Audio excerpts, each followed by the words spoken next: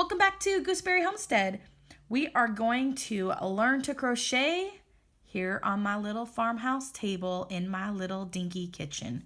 So we're going to start out with talking a little bit about the yarn really quick. You're going to be using a worsted weight yarn. I'm using one called I Love This Yarn. This is found at Hobby Lobby. I am in no way endorsed by Hobby Lobby in any way. I purchased all of these materials, even the hooks, everything you see with my own money over the years. You're going to look on here. You can tell that it's worsted weight yarn by the little skein emblem that is shown on your yarn label on your yarn. This says 4 medium. That means it's a 4-ply yarn and it's considered a worsted weight yarn of a medium size. So that's what you're wanting. For this project, we are going to be learning how to crochet a simple scarf. I've already started one for my sister's grandson for Christmas. And so with the same color, but I wanted to show you guys how to get this started. And I was like kicking myself last night because I just started it and I was like, oh man, I needed to do this video and I needed to share. And such it's a really easy stitch, just a single crochet and a chain can make this scarf. And so a beginner can do this easily. And the length is all depends on how long of a scarf that you want. So we're going to just dive right in. Some important equipment to have in your arsenal are, I'll show you here. You want scissors, a yarn needle, preferably, not my arm, preferably a metal yarn needle. The plastic ones are really bendy. I have one of those. I'll show you. Bendy. Yeah, I prefer the metal ones. They are sturdier and they get the job done and they're a workhorse. You can really, on some projects, it can be hard to get your needle through. And so it's good to have a metal yarn needle. So I recommend that. Having an assortment of yarn or, crochet hooks is also essential for crocheting projects. You guys, I'm making up new words. I've tried videoing this a couple times and my phone keeps not dying, but it keeps running out of memory for whatever reason. And I don't know why I'm running out of memory, so I'm going to have to figure that out because I don't have a lot of photos on my phone. So anyways, yeah. So I'm just going to try to do this and have a really quick lesson for you guys. So those are the main things. Die lots are really important. You want to make sure that you're getting everything from the one die lot. The die lots can change from die lot to die lot, making either the next lot lighter or darker. Depends. So you want to make sure you get enough yarn of what you need for that project. This project's only going to take about 1 skein of yarn. And so you'll just be looking for worsted weight for this project, number 4 medium. And you're going to be using an eye hook. So we're just going to dive right in. I'm going to move this out of the way. And there's different brands and different styles of crochet hooks and that sort of thing. So you just have to figure out what works for you. And yeah. So pardon me if I'm coughing. Still kind of getting over this cold I've had for the last 7 weeks now. And I'm kind of working around my charge cord on my phone here. So I'm going to try to stay in the viewfinder. So what we're going to do here is, what I've done here is I've created a slip knot. So I'm going to show you how to do that real quick to start this project. Super simple. We're going to start out with a slip knot and then we're going to do a chain stitch. So you're going to flip that over. You're going to create like a loop over your finger like that, like a little circle crossing itself. Then you're going to take this piece of the yarn and you're going to put it through the loop while you hold with the other fingers. You're going to push that through and then you're going to pull it up and you're going to have a little loop right here. You can put your hook in there right now if you want, and that will keep it from falling apart and losing your loop. And you're just going to tighten it. You can make it looser, you can make it tighter, but you want it tighter. So then you got a tail end here that's hanging out, and then you've got this section. Now you can work the tail in as you go, so that you don't have to work it in later, but I'll leave it out so that you guys can see how to weave it in later.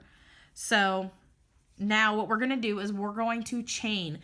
This scarf that I'm making is for, like I said, my sister's grandson. He's about 12, I'm thinking, or 13. And so we're going to make something that an adult could wear. So what you're going to do is you're going to do a chain stitch. So to do a chain stitch, it's different. Or I guess I should show you how I put the yarn over my fingers. Now, this is going to be different for everybody. Everybody's got to find something that works for themselves. This is how it works for me. I'm a little bit of a weirdo, and so I hold my yarn, not like the books show. So what I do is I will hold my hook and my yarn right here. Then I will put the long part that's connected to the skein, I'll wrap that over my index finger, under my middle finger, over my ring finger, and under my pinky. That helps guide the yarn so it doesn't mess up in any way. Then what we're going to do is you're going to yarn over your yarn like this, and then you'll see how the hook grabs the yarn. You're going to pull it through the loop that you created that was on the hook. And you're going to do that again, just like that. I'm going to yarn over, and I lift my fingers like this, and that's how I control my tension. Tension's very important, guys. So what you're going to do is you're going to try to create a row of the chain stitches.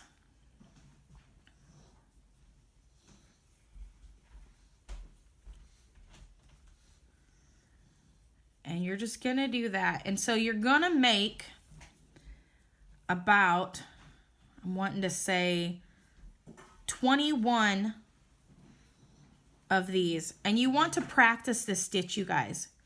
Practice it, practice it, practice it until you have the tension down. You want your chain stitches to look uniform. And my grandmother refused to teach me another stitch until I had mastered the chain stitch, you guys. So practice this stitch over and over again. It's really easy to take your hook out and undo like that, okay? And then you can start over. It's better to start and learn the right way first than to end up with sloppy work, okay? So we're going to go ahead, and I'm just going to do a couple more that I had taken out. I'll move back over here where you guys can see. I'm sorry about that. And then we'll pretend like I have 25 here because I've already got the project started. I showed you all already.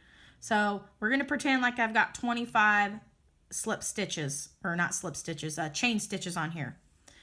And now what you're going to do a single crochet into the chain stitch. So you're going to skip this first chain right here, and you're going to single crochet into the next chain. So you're skip this one right here, but you're going to crochet into this one right here, okay? So make sure that's tight right there. I don't want it to get sloppy and loose. I'm going to put it through this top loop right here. And when I do that, you're going to see your thread right here. You're going to grab the hook onto that thread. You're going to grab it. You're going to yarn over your hook like that. Grab that with your hook just like that. Then you're going to have 2 loops on your crochet hook. Then you're going to yarn over. You're going to grab that yarn with your hook, and you're going to pull through both of those loops that are on your crochet hook, and then you're going to be left with one. And then you're going to do that again. You're going to put your hook through.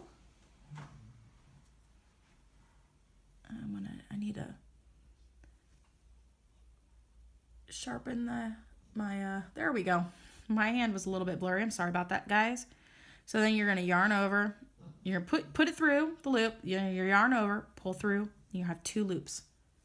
See? 2 loops. Then you yarn over, pull through.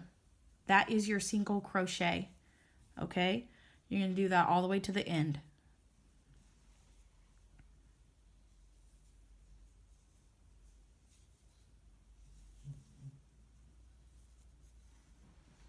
You can slow this down if I'm going too fast with your settings on YouTube and make it slow. And then I'll sound all weird when I talk.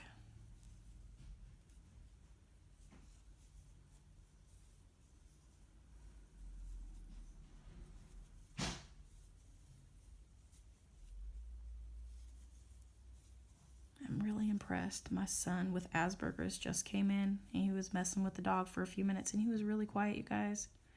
He was really good. What a great boy. All right. Most of the time he interrupts me and gets all loud. All right. So now we're at the last stitch. You can see this right here. What we're going to do is we're going to put it through. Pull up. We'll have our 2. And then we're going to yarn over and we're going to draw through. We've just finished our first row. And that's what it looks like. See that? Looks real good.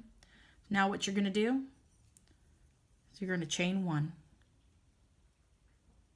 And then you're going to turn the work over. And you're going to single crochet again across. So you're just going to chain 1 and then you're going to single crochet across. So then what you're going to do is you're going to put your hook through both of the top of the you'll see these little this color here and color here, and they're alternating. They kind of look like a knit stitch on top of your crochet row.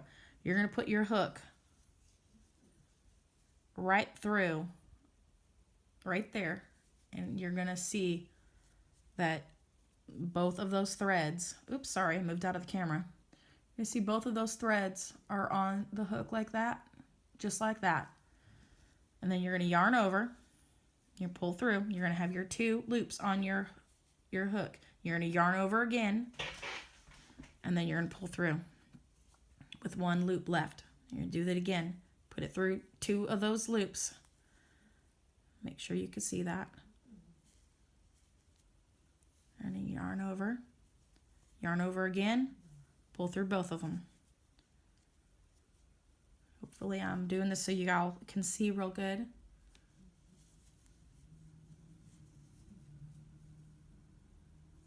But my grandma made me do the chain stitch before she allowed me to continue, guys. Took me about a day. By the end of the week I was making snowflakes. Because it was around Christmas time, so I was wanting to make snowflakes. That was my big project. Everybody's projects are different. So I'm going to put it through, yarn over, have the 2 loops, yarn over again. Looking good. Put it through. You can kind of see a space in between.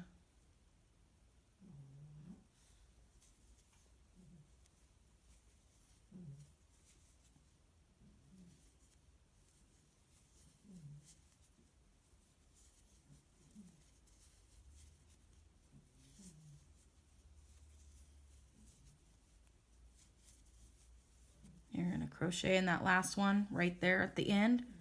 You can tell what the last one is because it has that same look right there.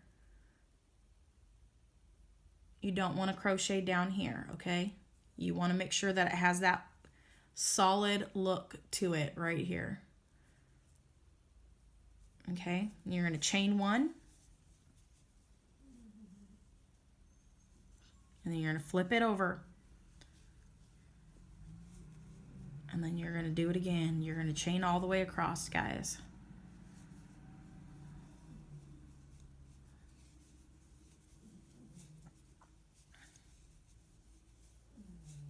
going to pretend, once I get to the end of this, we're going to pretend that we've made the entire scarf, okay?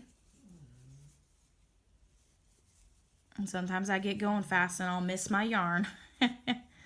You can slow it down if you need.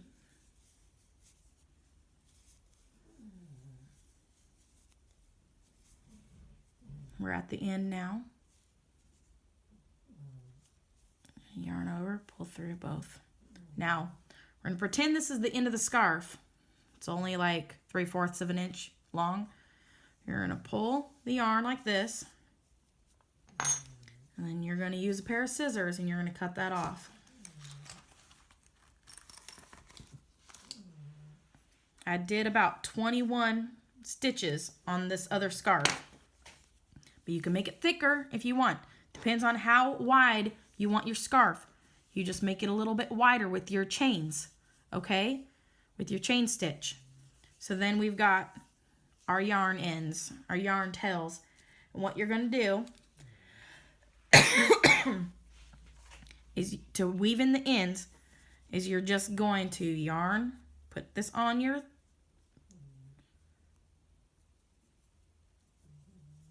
that on there like that, and you're going to find out where you were at here, and you're just going to weave. It's not anything super fancy, you guys. It's not complicated. And you're just going to go in between the stitches, but you do want to make sure that you're not messing up the look, okay? And I'm going to show you in just a second, because this yarn needle goes almost all the way across. And you can see it's in between the stitches. That's what you're looking for. You can see a little bit of the metal on either side, like it'll look like glitter poking through here and there. Okay? But it's in between the stitches, and that's what you're wanting, okay? So then what you're going to do is you're going to pull that through. And then if you pull too tight, it's going to look like that. It's going to look all weird. So just give it a tug. Give it a tug. Straighten it out. Get the shape back. Look at that. And then you're going to come back the other direction. Now you can do it on the same row, or you can move down to the next row. But well, my camera cut out on me. So I left off on telling you guys to go ahead and put your yarn through right here. Or you could go to the next line. But you want to make sure, and this is what I wanted to show you guys.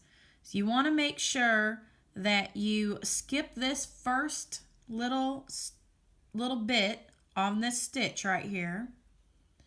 And you want to go under the next one. That way the yarn catches. Because if you go back through the same spot that you just came out of, it's going to undo your stitch across. So you can go ahead, go over, skip this one that it came out from under. You're going to go over that, and then you're going to go back across.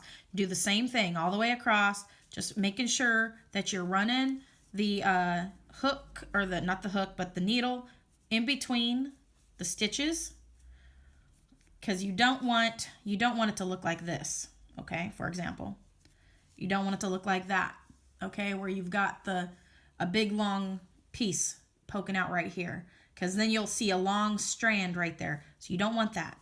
So you're going to go ahead, poke it through so that it looks good, and then you got it all the way through. Check both sides. Make sure it looks good. You're going to pull that through. And once you've gone back and forth a couple times, now you can weave this in until you don't have any more of the tail, or the yarn end, or yarn tail. I like to call it a yarn tail. And you're going to do that until you have weaved it across a couple times. That secures the stitch in place, you guys. Very important. Then what you can do is you can just trim it off, okay? You want to make sure that you leave a long enough tail that you can do all your weaving in and that sort of thing. You're going to do the same thing with this other tail. I'm not going to show you that because I just showed you how to do that. And we just pretend like we have gotten it to this position. To make this size, it's about, my hand's about 5 inches, okay? So it's about a 5-inch width of a scarf here, which is pretty decent. And I did, and we'll go ahead and count it out real quick. I did 1, 2, 3, 4, 5, 6, 7, 8, 9, 10, 11, 12, 13, 14, 15, 16, 17, 18, 19, 20. And that was my turn stitch, 21. So I did 21 stitches across. And then the 21st stitch was my turn stitch. And I crocheted into that next stitch, that next chain. And so then I just single crocheted across. You want it to look like this, you guys. The edges will look like this, okay? It'll be nice and straight. If it starts going off to the side, you've added a stitch to the side. If it starts going this direction, you've missed a stitch on the side. You want it to be straight, okay? And you'll know when you're doing it. Just take your time. And just by those couple basic stitches that I have shown you, you guys can create this scarf. Now, this isn't a finished scarf by any means, but in a day or two, I'll be completely finished with this because I'm just taking my sweet time to make it, okay? It works up really quick. Start with something simple, you guys, and that will build your confidence in your crochet. And so, yeah, work this up. You can make it as long as you want. That's the beauty of it. You can make it as wide as you want. You could add 25 stitches and have a thicker scarf, okay? Or 26. That way you have a 25 stitches across the bottom, okay? Or you can make it skinnier for, like, say, a smaller child. And then it's as simple as making it as long as you want. A standard scarf size and length is about 60 inches in length for an adult. For taller people, I would go a little bit longer of a length. For children, you could standardly do about 60 inches. I'm probably going to do about 60 inches for this scarf for my sister's grandson. He's about 13 years old. It'll be long enough for him. And he'll use it throughout his adulthood. Some people like longer scarves. Some people like shorter scarves. It all depends on what you want. You can even stop halfway and you can make a cowl scarf. Or better yet, pretend this is all, I got the length that I want, but I want to make an infinity scarf. All you simply do is when you go to sew it up, you guys, you just fold it in half. You fold your scarf in half, make sure it's nice, and like pretend it's all long and everything. You get to here, you match up the sides, and you simply will have a long tail, okay? You'll have your hook on, your yarn hook on here, and you'll just sew it together simply across. Of course, for an infinity, you'll want it about twice as big as this. So you're gonna want about